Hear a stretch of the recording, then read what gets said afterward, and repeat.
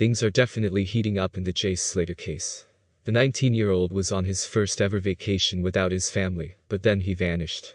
His last known contact was with his friend, Lucy Law, that was also on vacation with him.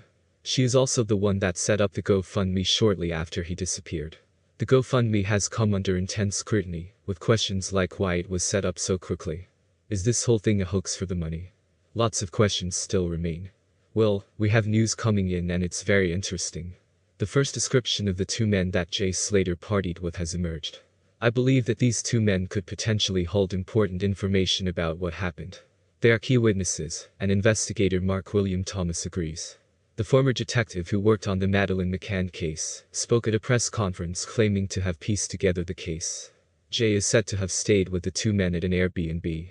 He said he has found out about the pair after speaking to the owner of the rental property. Mark has also been in close contact with a number of witnesses, including Jay's family and friends. Despite his new involvement in the case, Mark is not part of the official police investigation. So, let's get to the identities of the two men. They are said to be black and in their 30s or early 40s. They are said to be from Luton, Bedfordshire, with one going by the nickname Johnny Vegas.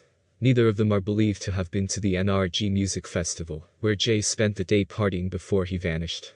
One of the men was described as around 6 feet tall, quite stocky, with short dark hair.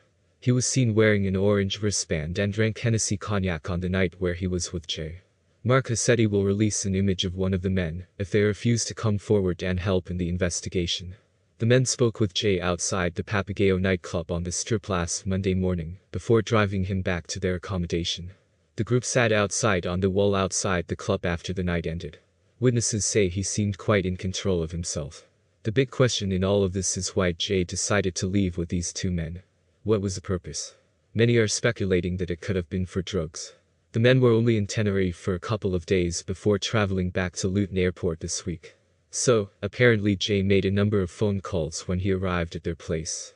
He called friends and was jovial and upbeat. There is conflicting information about whether these two men were officially questioned by police before they left Tenerife.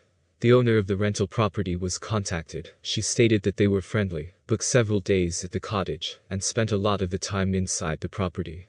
The search for Jay Slater continues today, and his parents and friends are desperate for answers. They are holding on to hope that he is alive and will bring him home soon.